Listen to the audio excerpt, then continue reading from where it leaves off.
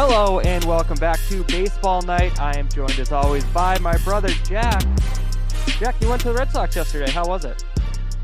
I did. It was fun. It was great. It was my son's first game at Fenway Park. Really, a family building exercise. Great stuff. It's America's favorite ballpark, Tom. I don't know if you knew that. Well, like a lot of things going on right now, I disagree with a lot of America. Um, but listen, I'm not going to get into it. I have my personal feelings about it being a museum and a place to go and visit and just a historical site, which it is, and maybe a more comfortable one being built somewhere else. But that's just me. I did sit in a seat that faced the field, so that was probably why I enjoyed it. Fake the pitcher's mound where the action happening, so that wasn't bad. But I feel that there's a lot of uncomfortable parts of Fenway, but experience itself was very. Yeah. I mean, in 16 and 17, I had a 10-pack bundle, section 38 in the bleachers. I mean, you face the field, it's great. Yeah. If you have good seats there, then it's fun. But if you're Also, facing, go just to ahead. sorry to cut you off here, but just to add to or some challenge, maybe some Fenway lore. I remember those seats. They were about 25 rows in front of Ted Williams' red seat, which, come on, guys. Yeah, that Come, was come on. discussed Come, a lot when I was come, there, those 20 come on, games. guys. I love that Come David on, guys. Ortiz just goes, no, it didn't happen. Yeah. And, The other day, Will Middlebrooks took a picture from the red seat, sitting in the red seat, and he said, "No way!" Right? And then it's like, no, there's no way. no. I mean, I'm sure balls have traveled 521 feet before, but yeah, no. I know Fenway was different. There was a lot more airflow then, but I'm sorry. That guy's ticket was probably 30 rows more forward. But uh so last week, I think I'm just going to put a negative title on the podcast every week from now on because since we've talked, the Red Sox took 3 of 4 from the Angels and then 2 of 3 from the Twins. And I mean, all it did was get them back to 500, but they played great all week. Yeah, they look an entirely different baseball team. Um, it's actually the time we've done that where we've kind of come out heavy and hard on the Rocks, and then their next series is a 3-game sweep they did against the Tigers 2 weeks ago, and then they kept it rolling against the Twins this week. But yeah, they're great offensively, and we're gonna get into it here in a little bit. The pitching looked completely different. It was three completely different efforts by starters that really make them look like a different team. Yeah, it's so I mean, let's just go there. We can't we have to start with the person we shit on the most. That's just fair. And when they Mhm. shove and make us eat our hat, we're gonna have to do that. And Chris Sale, I I honestly was like, what am I watching here? I Yeah, 11 strikeouts, 6 innings, 1 earned run. That was 2015, 2016 Chris Sale. sure was. He did look like his old self there. I'm not gonna hop on the he's back bandwagon yet. I Okay. love to see intensity. I love to see him pumping out mid 90s. I'd love to see a slider with about 15 to 20 inches of break. Just fantastic. I'd like to see it 5 to 6 times in a row before I say, "Oh, he's back." One of the most annoying things in the world is when a baseball player or any athlete really has this character that people assume that when they're angry or they're upset at something, they go into sight sail and he just breathes heavy on the mound and looks off. If that's effective for him over his 5 starts, terrific. Um, he did have a great game. He had a great game. Am I ready to call 2016 or 2018 Chris Sale? Absolutely not. Because I've seen him have great games before and then completely get smacked around the next pitcher. So excuse me, Red Sox Nation, for not falling to my knees in saying that 2016 Chris Sale. He's not. If he does this 5 or 6 or 10 more times and starts the All-Star game, we'll talk. We'll talk. A midweek dominating start against the Twins in April is not going to strap a rocket ship to my back to say, oh, here they come. I just, great. Good for him. I hope he keeps it up. I'm not ready to anoint him as the Red Sox ace yet. Yeah, I agree. I mean, we've seen this. Last year he came out and came back in one of his starts, or maybe it was 2 years ago, and he pumped 97 by someone in like a huge like moment, and I was like, hell yeah, this is sweet. But then, he reverted back to what he's been. I mean, 11 Ks, 6 innings, was good enough to bring ERA down to 8 for the season. So I think that a lot of Red Sox fans, especially over this past week, they played great. And I'm going to talk about how good their offense has been all year long, because I think people are ignoring it. But let's look at the forest here and not just get blinded by the tree, because I think that's what's happening. Totally. And the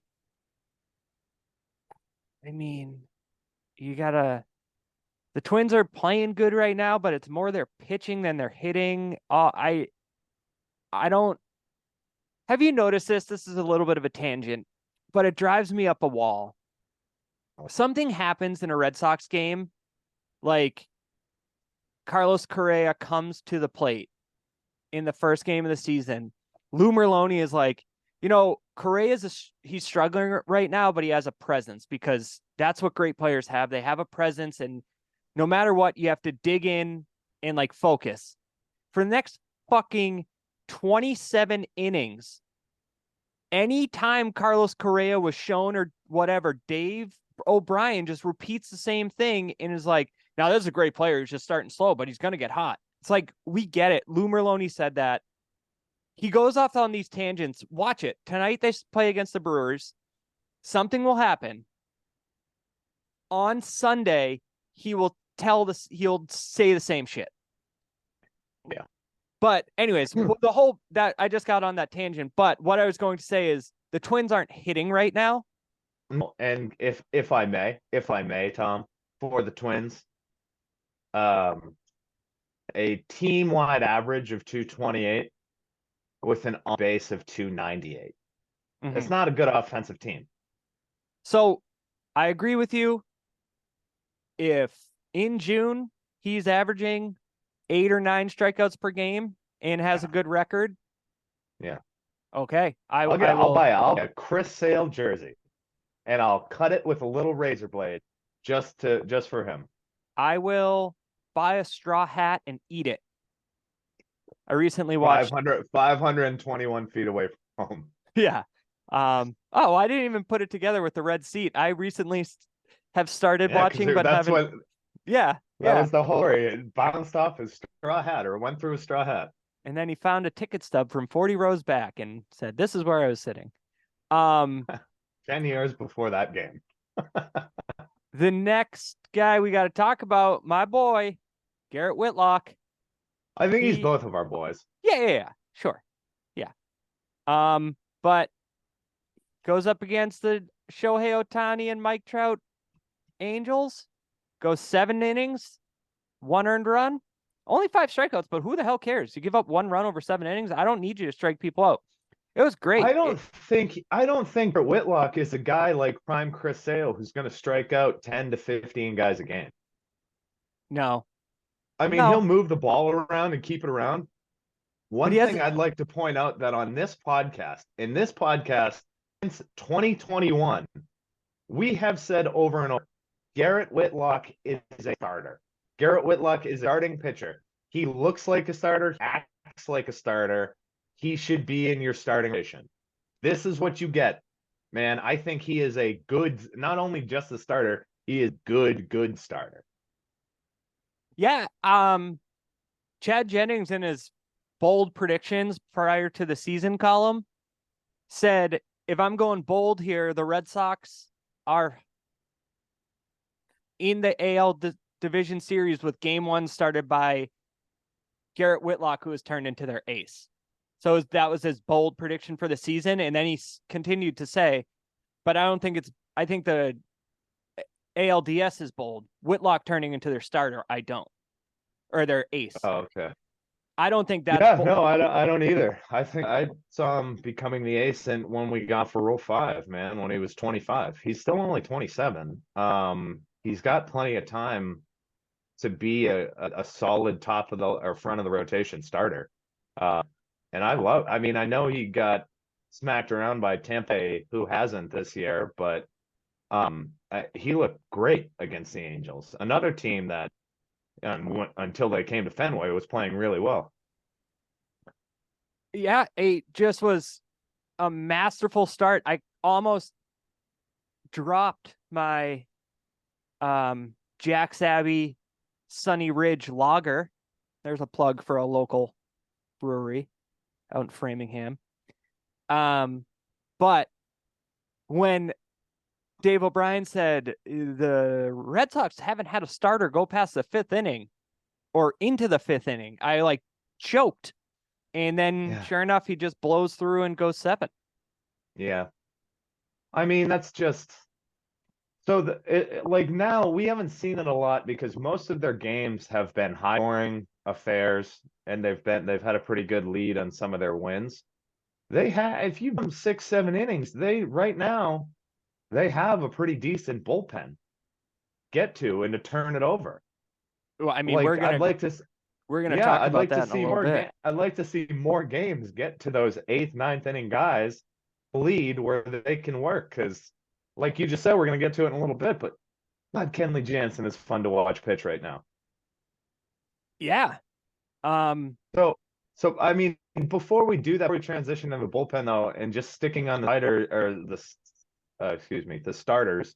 Um, yesterday, Hauk had a great game, and I saw, and I just understand the thinking of not only just the coaching and the front office, but I don't understand the thinking on some of the members of the Red Sox media and fans where the headline after yesterday's game was Tanner Houck look to stay inside the Red Sox crowded rotation.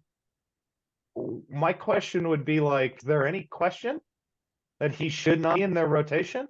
I really hope that's a clickbait thing because he Because what? James Paxton got shelled in Double-A or Triple-A the other day, but again, we've just since he signed.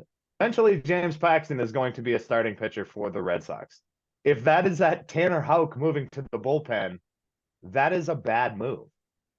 Especially when you have a guy, surprise, surprise, a high risk a high reward, low risk guy who's getting hammered every time he goes out there in Corey Kluber. Why wouldn't I? I mean, fucking Madison Bumgarner just got DFA'd yesterday. You can DFA Corey Kluber or James Paxton. You can. Yeah. We're talking about a guy who, in Tanner Houck, has been the only consistent starter For almost the last 2 years. Yes. Yeah. And, once the being able to play in Canada thing got straightened out, I don't care or know what ended up happening. I just legitimately do not care. But he can pitch wherever now. So now you have this guy. And he was great yesterday. He hasn't, I mean, this is good for any pitcher, but in the lens of the Red Sox starters, he hasn't let up more than 3 runs in a game. Yeah. That's huge. I mean, he did struggle to get past the 5th inning, but I mean, then yesterday he goes 7 innings, 7 strikeouts. Yeah. Yeah, I he's had a good run. I just don't understand why you would even consider taking Whitlock and Hauk out. You have young guys. I mean, come on. Yeah, and they're best friends too, which is nice. Yeah, great. Keep them. Keep them happy. Keep them liking each other. Yeah, but you did in a name that we have to talk about as we talked about the good. Say Whitlock yesterday, Hauk. The bad, and right at the top of the bad list, Corey Kluber is not an answer in the Red Sox rotation. Jack, he just isn't it. He just isn't it. That's all. Mm-hmm.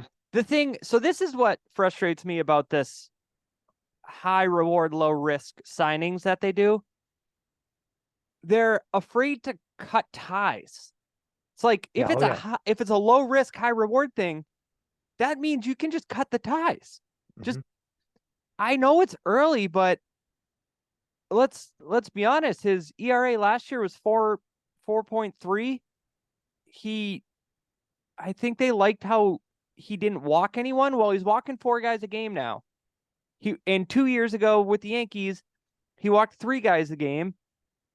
I I mean, it's it's he's the guy to move out of the bullpen or out of the rotation.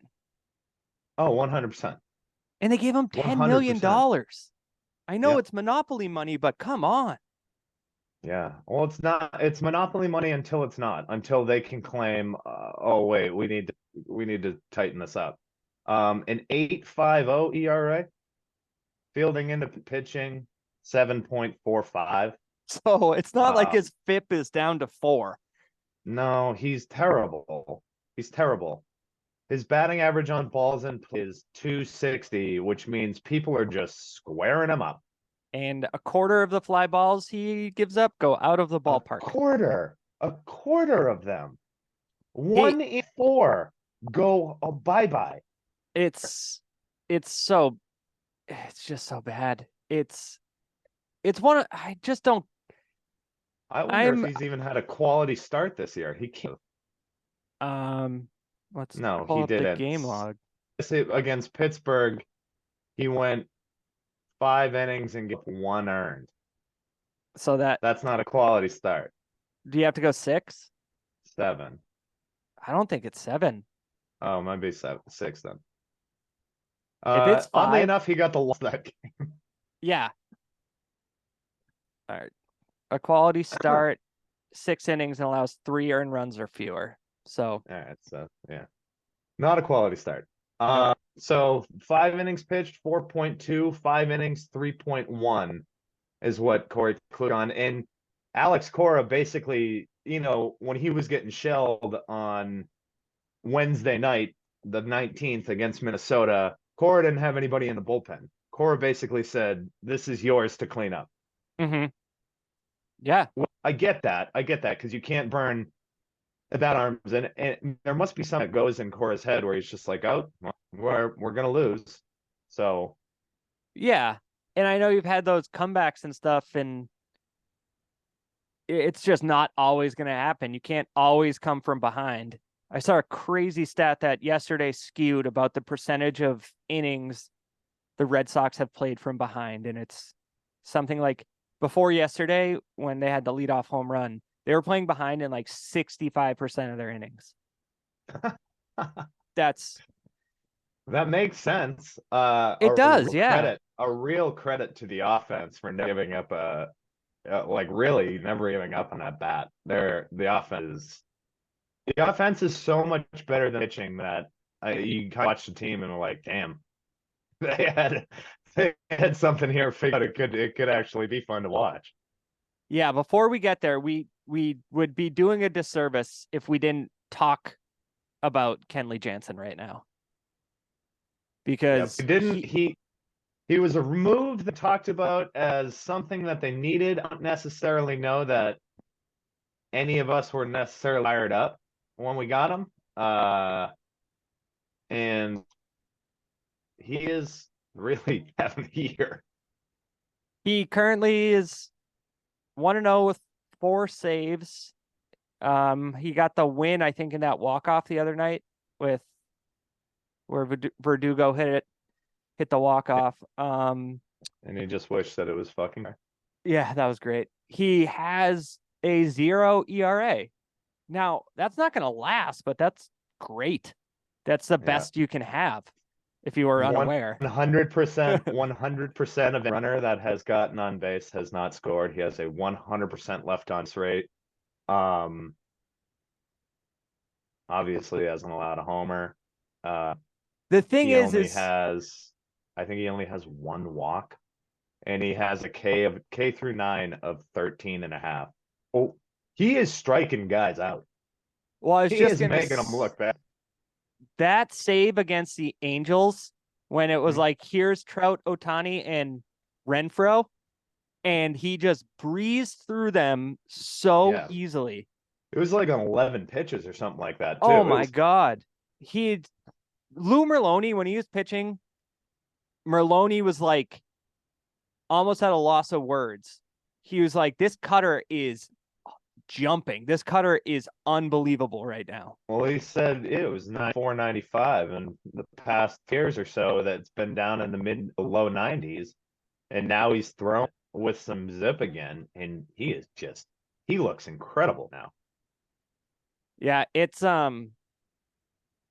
so much better than being like, okay, here comes Barnes, here comes Brazier. Oh, you didn't know who the closer was last year. I kept saying bring Whitlock out in the 8th inning and let him go 2 because he Yeah, can pitch 2 innings, or Hauk.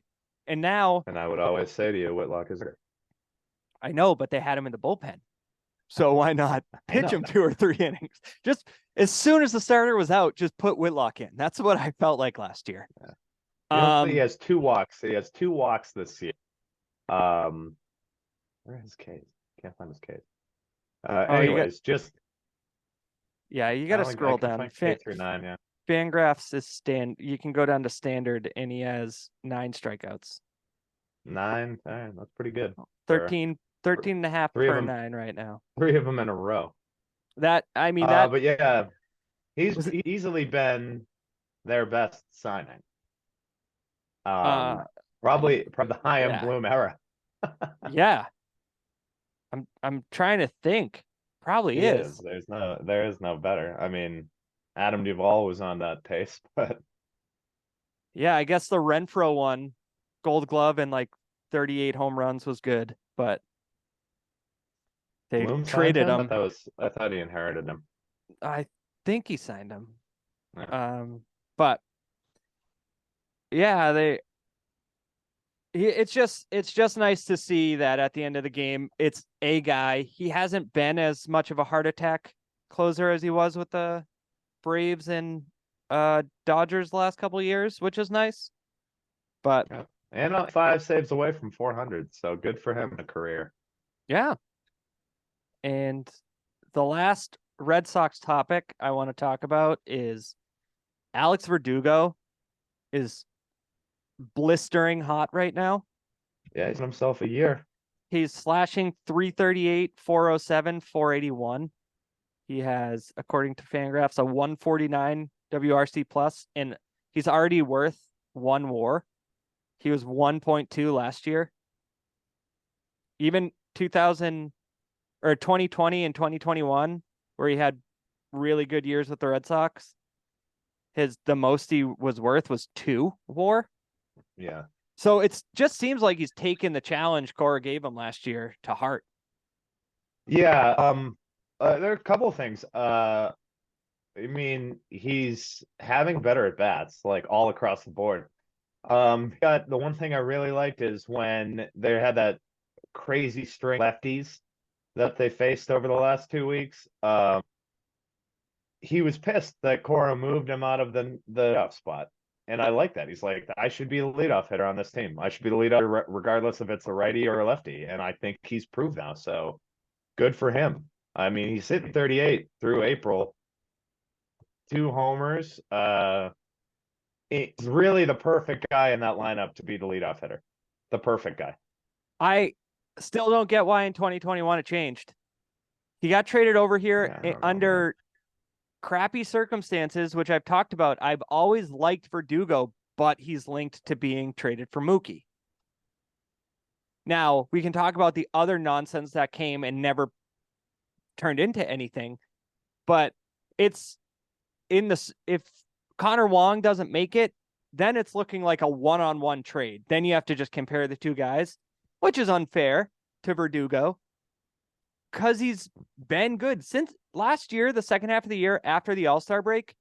He slashed 304, 356, 447 with a 124 weighted runs created. He was awesome at the end of the year last year, second half. Yeah, he was. He's never really had a bad year. No, he hasn't. Not with the Red Sox. The lowest, I mean, it's stupid to, at this point, with what we know about sport or the sport of baseball, to just look at batting average. But if you want to look at batting average, the lowest he's hit is 280. Yeah. That's good. Yeah, And I mean in that year he also I mean the one thing that I'm looking at right now, especially on Fangraphs, is things from last year. His K percentage is down. He's striking out a lot less than he was last year. And he's walking more. I mean, his on base percentage is higher than it's been. You know, it might go down, but he's always around mid 300s. And now he's up over 400 for on base percentage, which means he's actually seeing some pitches. He's 27. He's in the prime of his career. He's looking to have himself a pretty decent year. there's nothing, if you look at just his Fangraphs page right now and what he's done this year, everyone that knows anything about baseball would be like, does that guy lead off? Because that's great leadoff stuff. Yeah, exactly. Like, okay, if he ends up as a 15 homer guy, his career high is 13. If that's what he is, fine. If he leads off, if he has a mid threes and higher on base percentage right in front of Rafael Devers and the Well, three-hole crusher Rob Refschneider. that's the main that is the main thing is he is his job to get on base for Devers. And that's the one our biggest concern about the offense were, is he going to have any protection? I mean, I'll argue that I still don't think he does. Which makes his season even more impressive. It's ridiculous what he's doing with who's behind him. And I don't. I've turned out not to hate Justin Turner. I didn't think I would. I was just like, well, is this the answer kind of thing? But it's still not a 3-hole hitter. No, that is the typical Chaim Bloom signing of, let's get a major leaguer who we know has played in the leagues before, and we'll kind of base that around it. We'll just base that around that. That Justin Turner has played in the major leagues before, and it's the epitome of what you were saying about guys like Kluber and Duvall. Super risk, super high rewards. Even Kenley Jansen, to some point, was low risk, high reward. You know, as I was talking about Kluber and the low risk, high reward. It is low risk really the thing to say when maybe low cost. There is a risk because you're losing. You're giving up 7 runs a game. So now you've lost 4 games that he started. That's risky for your season. I'm saying risk purely from a monetary standpoint. Yeah. I guess that's the in point. The Red Sox front office would. In length. Yeah. All right. Now this is interesting because they play a weekend series against the Brewers, who pitch like sons of bitches.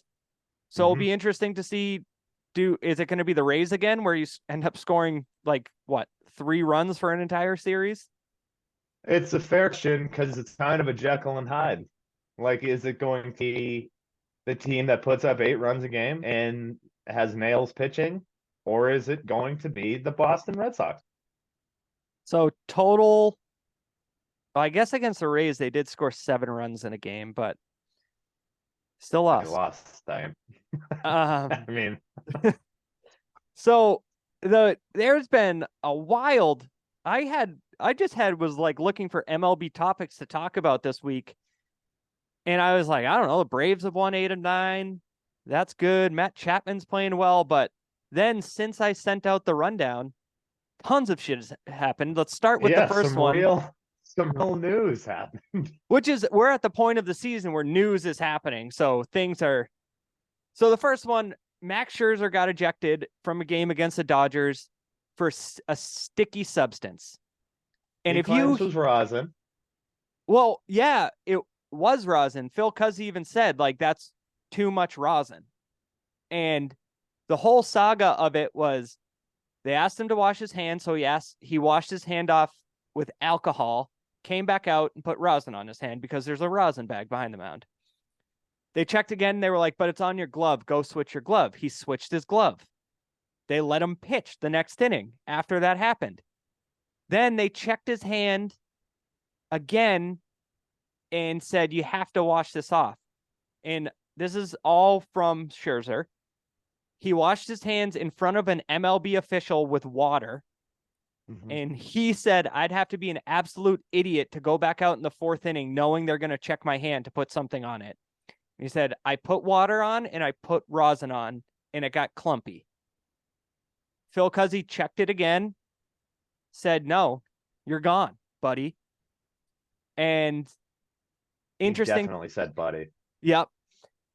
Interesting note, since this sticky stuff crackdown has happened, there have been 3 ejections, every single one of them by Phil Cuzzy.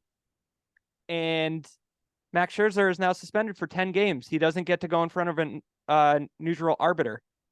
Yep. That was the agreement. I don't know. I don't know what to believe. I just feel like it was probably rosin and he was probably just using too much.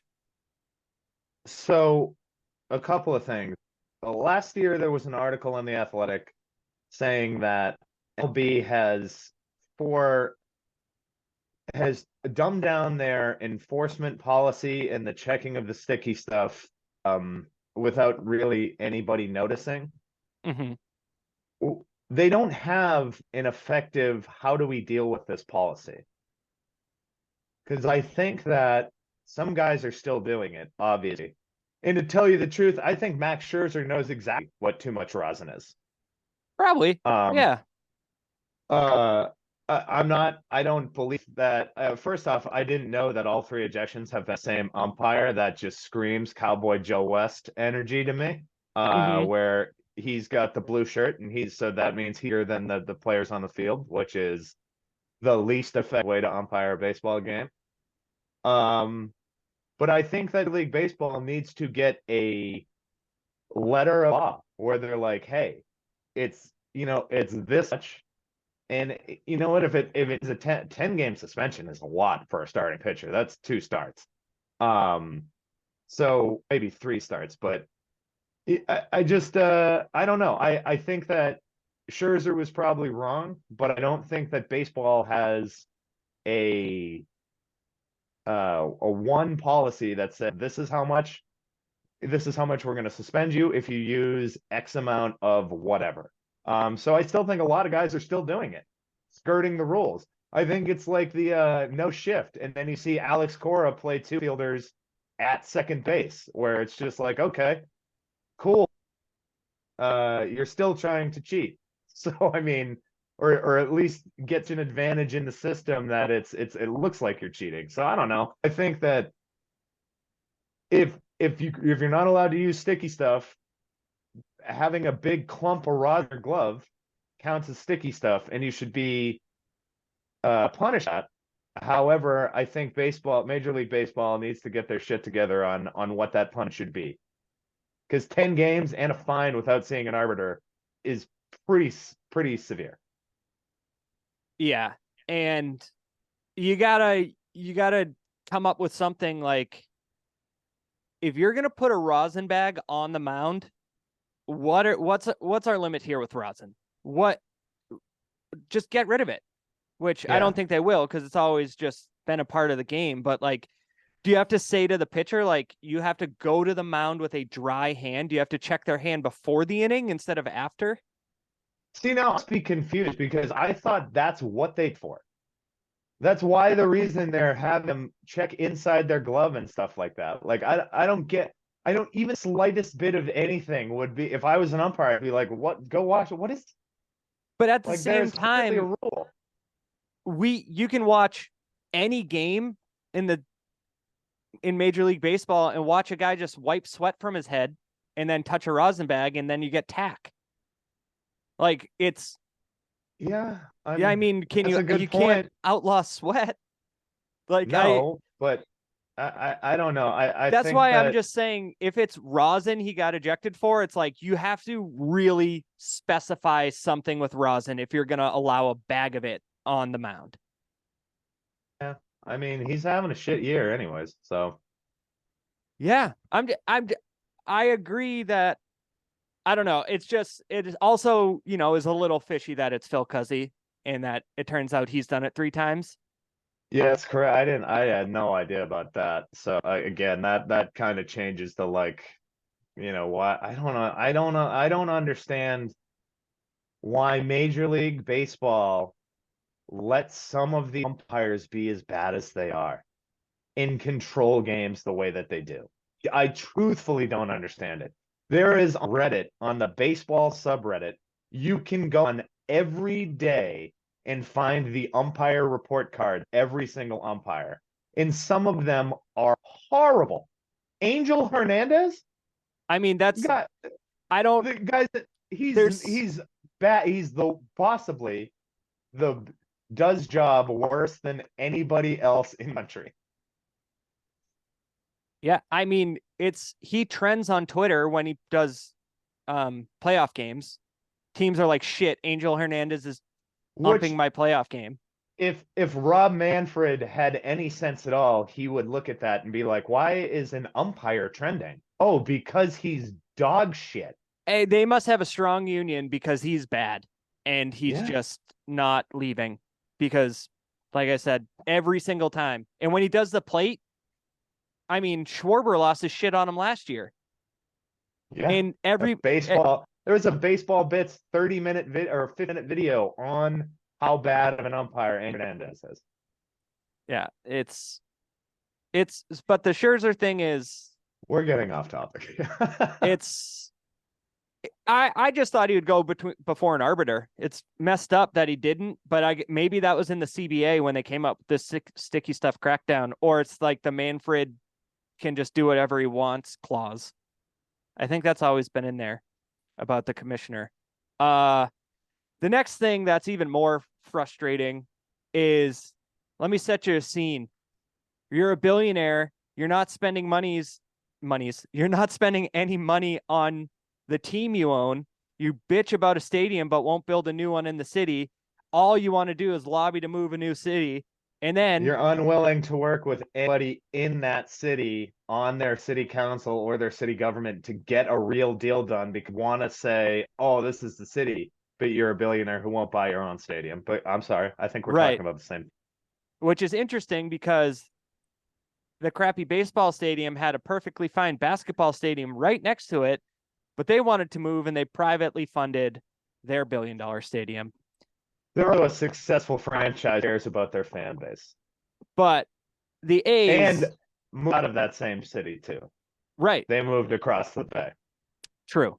The A's whiny billionaire owner got his way and they are moving to Las Vegas Yep.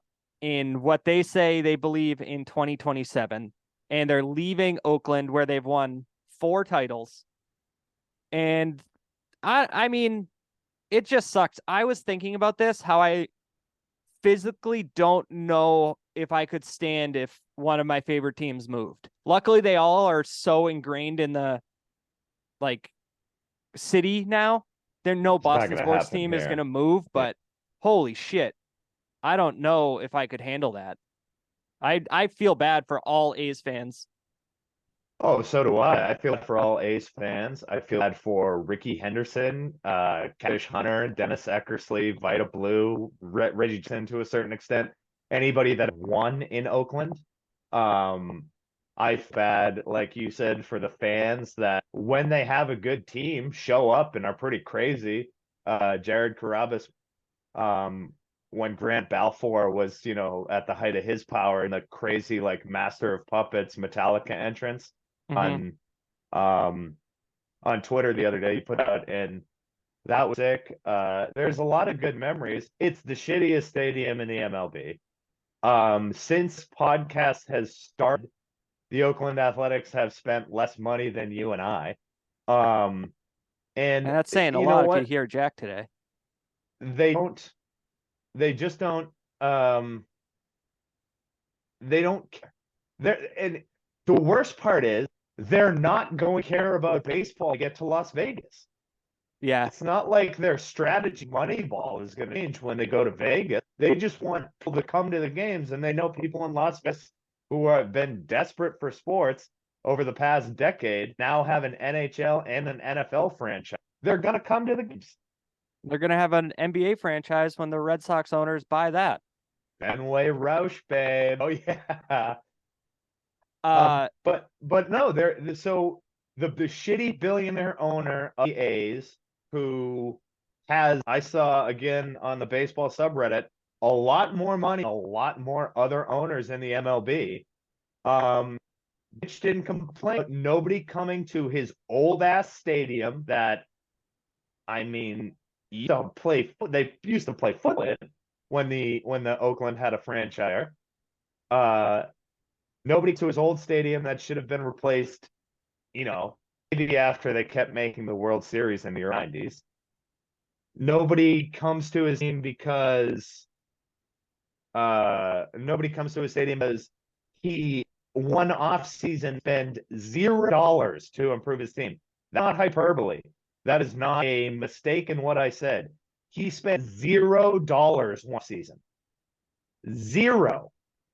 yeah. Expects fans to come and see a last place team who routinely get called the Oakland Triple A's.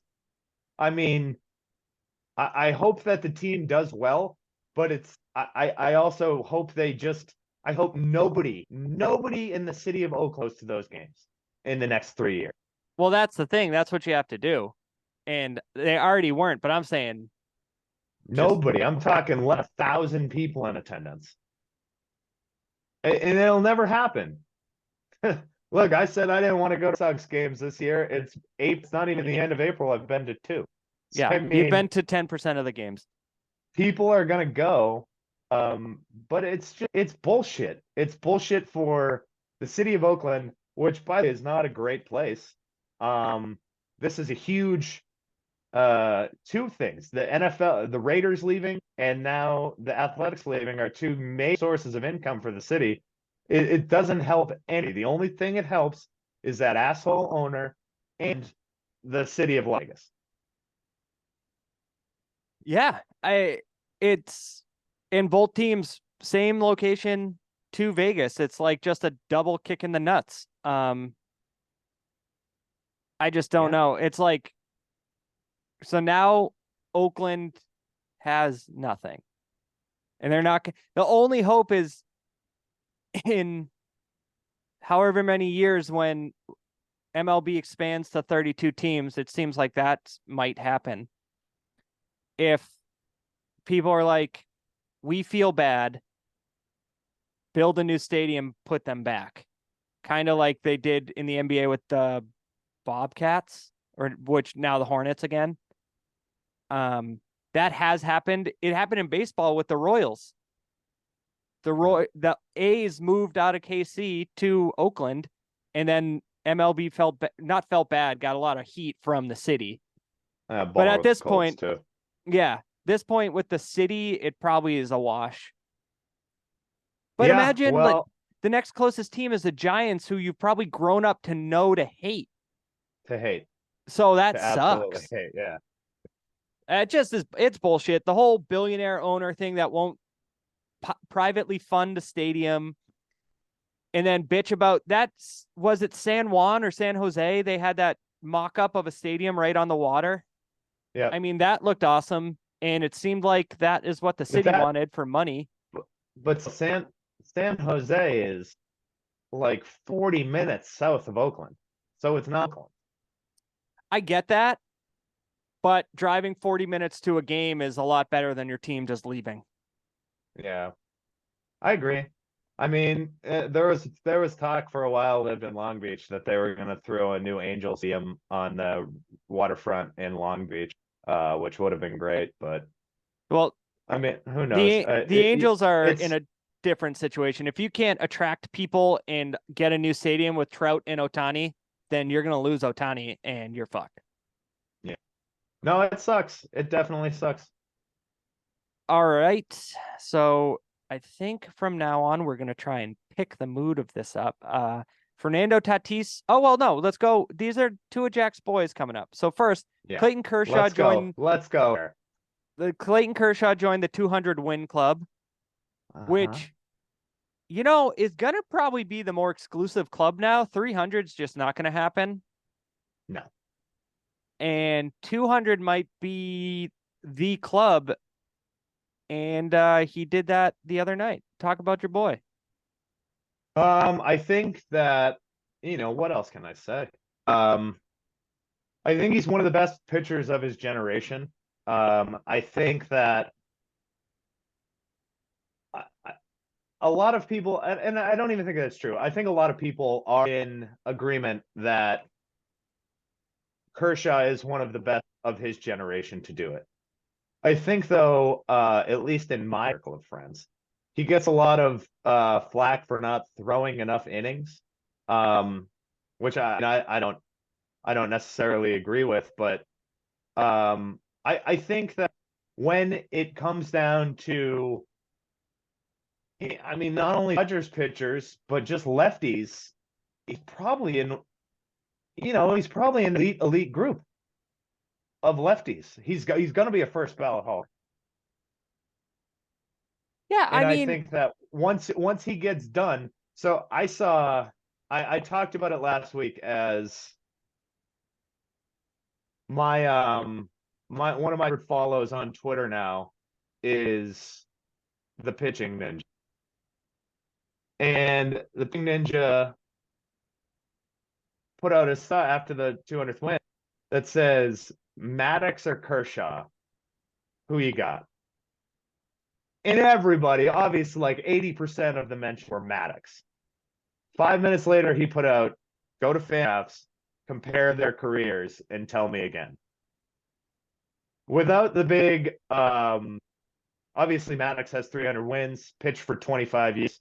He's not going to get those accumulation stats. Kershaw is frigging nasty when you drill down into some of his. Just really unbelievable stuff. I mean, in 2016, his age 28 season, 12-4 with a 1.69 ERA. I mean, has an over 3 ERA twice in his career. Twice. He's allowed more than 3 runs a game. I think people overall need to start a lot more respect on Clayton Kershaw's name.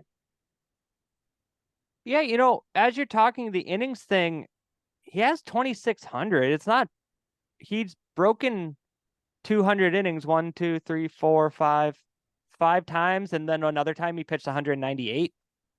Yeah.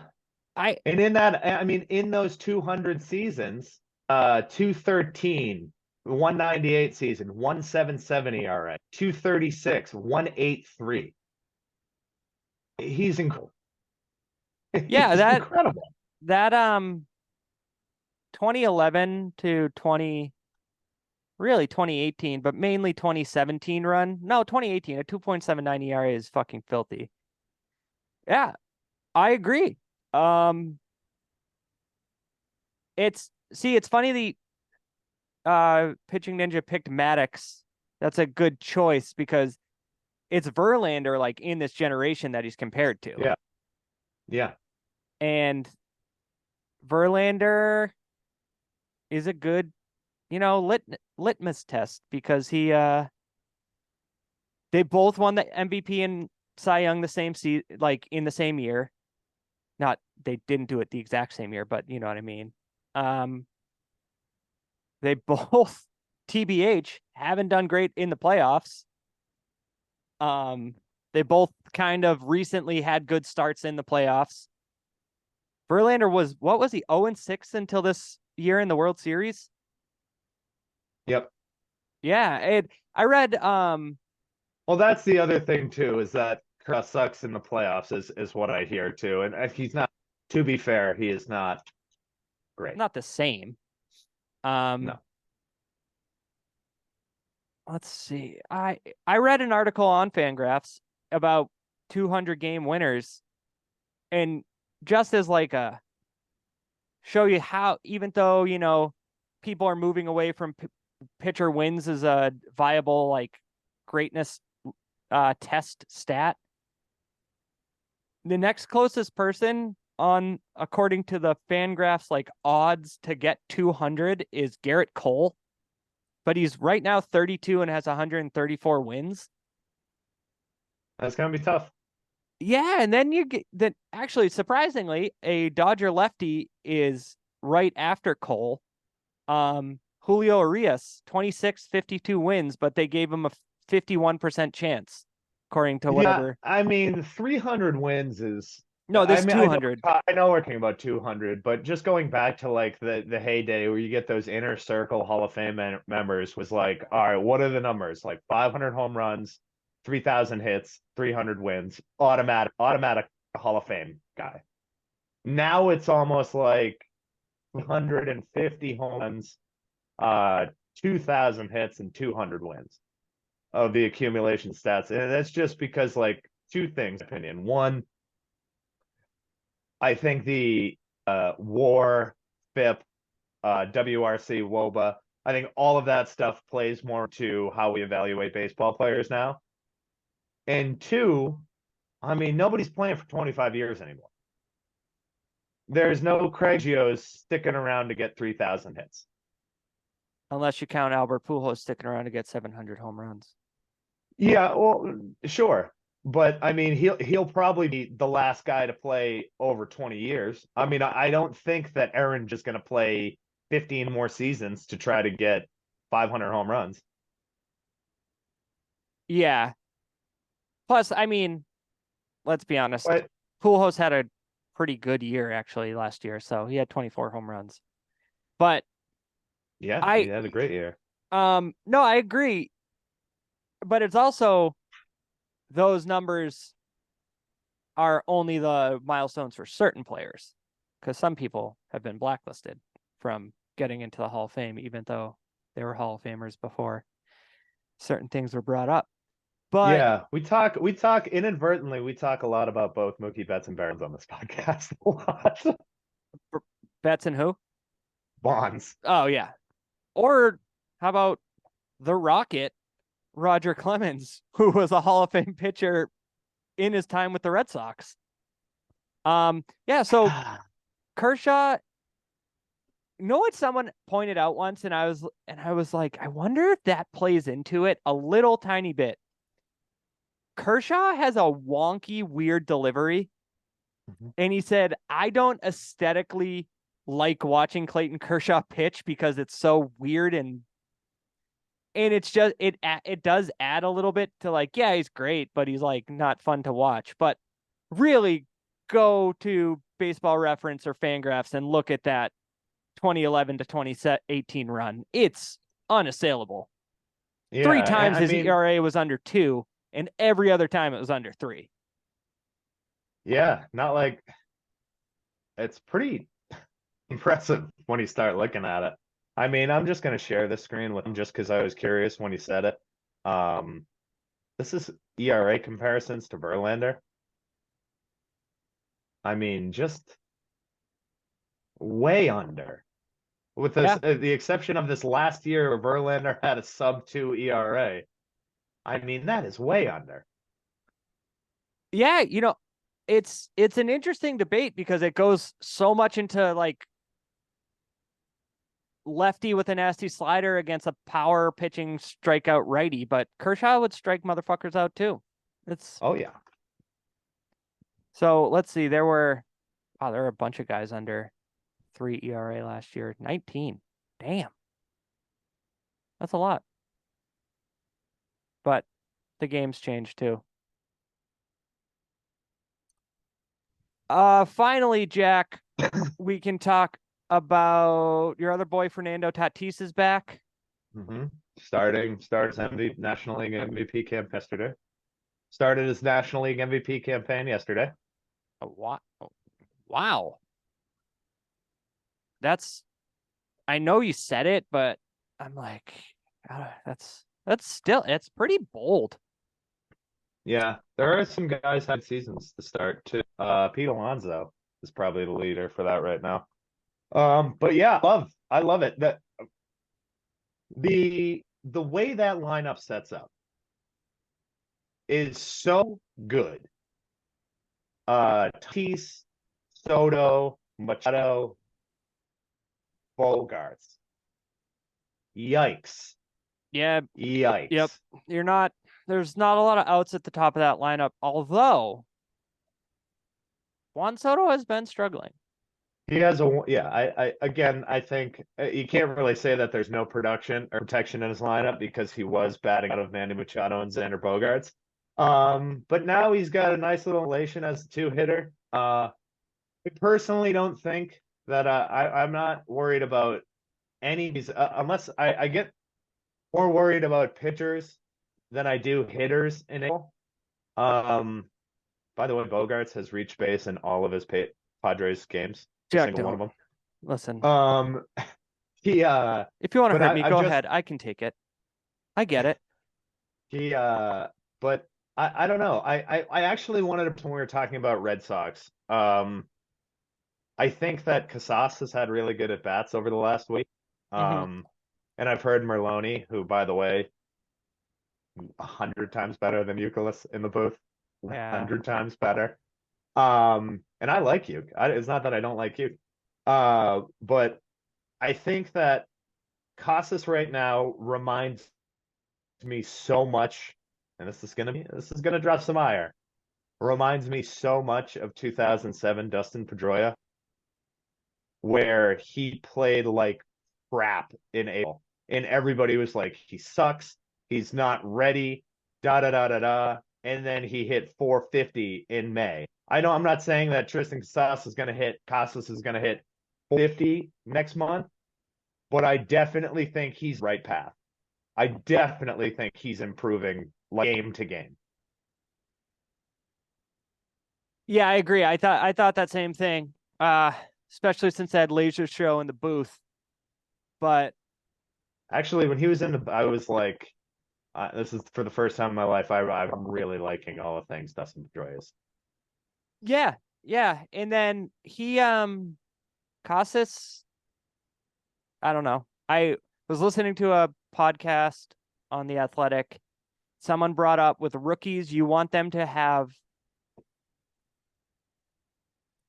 something like 500 pitches seen before you can start developing like 10, like, okay, they're struggling this year, which is works out to be like 100 at bats if you Mm-hmm. give or take the average pitches.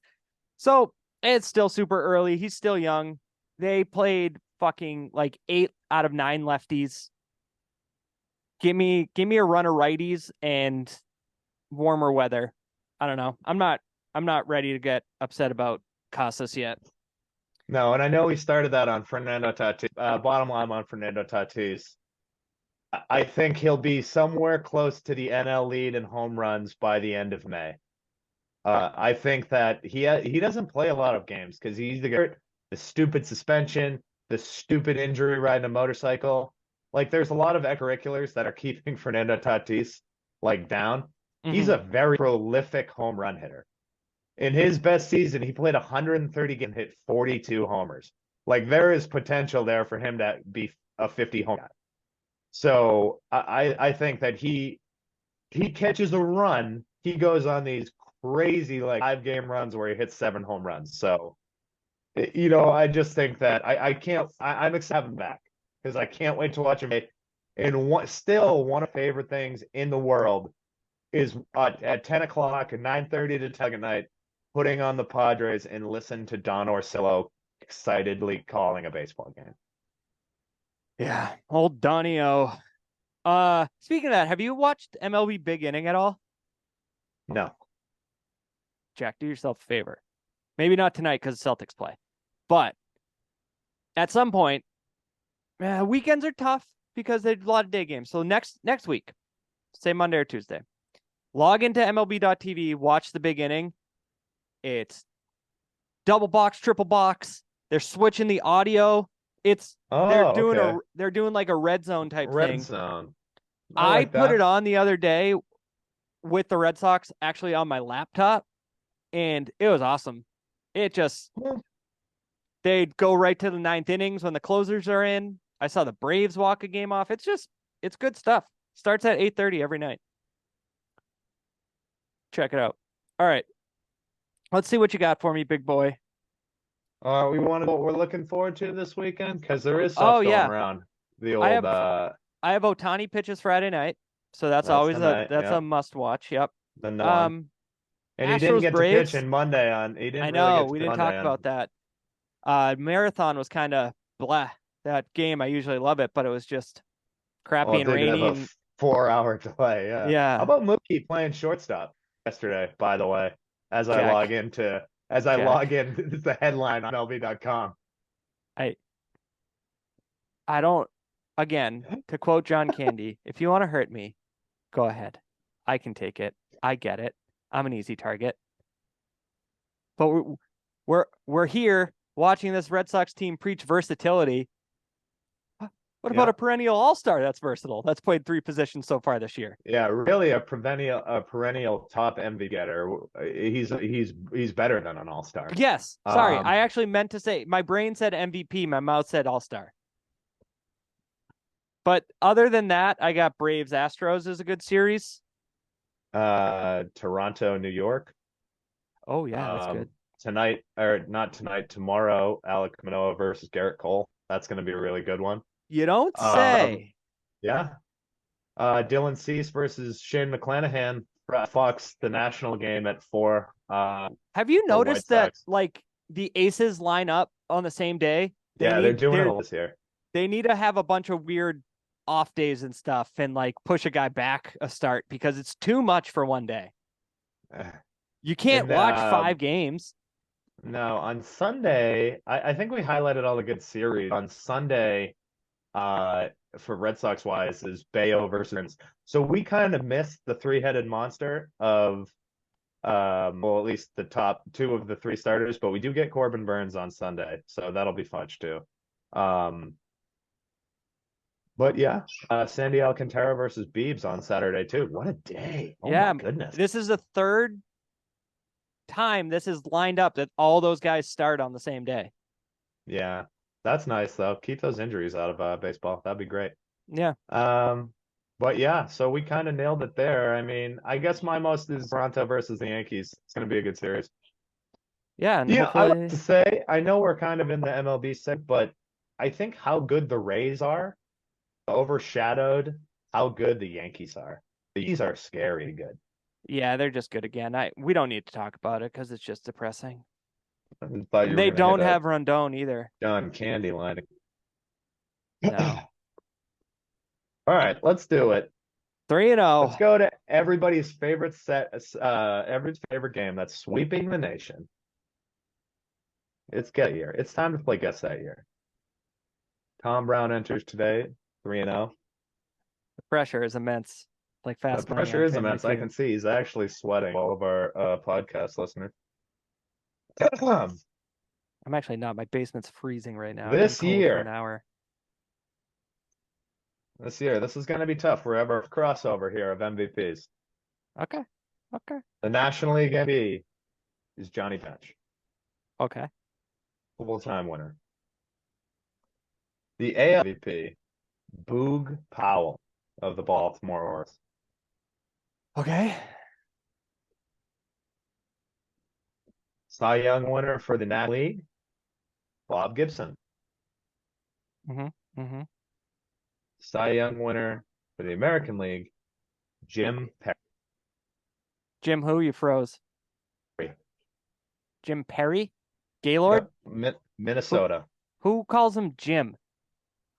It's Gaylord Perry. Jack. Or it's Gaylord's brother, Jim. Is it? I thought Gaylord was his nickname. The blurb here is the Perrys are the first bros to top their respective league and wins. Oh, how about that? I didn't know it Okay. either. Okay. I got 2 years in mind here. Now, as we all know, this is not a guess. This is my process. This is not a guess. We all know that in the year 1971, the Orioles played the Pirates in the World Series. Boog Powell was a big first baseman for the Orioles. But what do we think here? Was Johnny Bench the MVP in 1971? I don't know.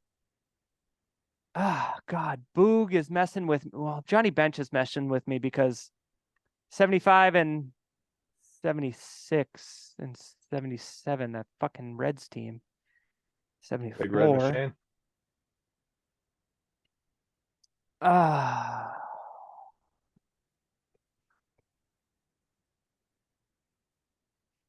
I'm going to be completely honest with you. Bob Gibson, because he was really good in 1967.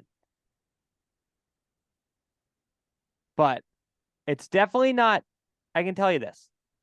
It's not 68 because I believe Denny McClain won the AL Cy Young in the year of the pitcher, but so did Bob Gibson. I don't love it. I don't love it. I'm going to say 1970. Wow. Fuck you. Oh! The kid can't be stopped. That Oh was a my complete guess. God. That was a Holy- complete guess. Oh, don't be sour. That was a guess. That was a A guess. lot of cool things happened this year. Tom Seaver set the ML record when he fanned 10 Padres in a row, and tied the then MLB record of 19 strikeouts in a game. Willie Mays and Hank Aaron both collected their 3,000th hit. And Bobby Bonds set the strikeout record with 189. That has been shattered. Hello, Adam Dunn. Yep. Oh, yeah. Alex Jansen beat Yaz in the batting title 329 to 328.7. Ooh. Spicy. All right, Tom. Well, great job. Oh man. Always 4-0. Oh, I'm gonna ride this high all the way to dinner tonight. I might skip lunch. Gas. All right. Well, have a fun watching pictures tomorrow, Tom. Yeah, at the Great Wolf Lodge. Ooh, stay Yeah. frosty. Yeah, I'm gonna do some water tubing and some pea-infested water. All right, Jack. I'll see you later.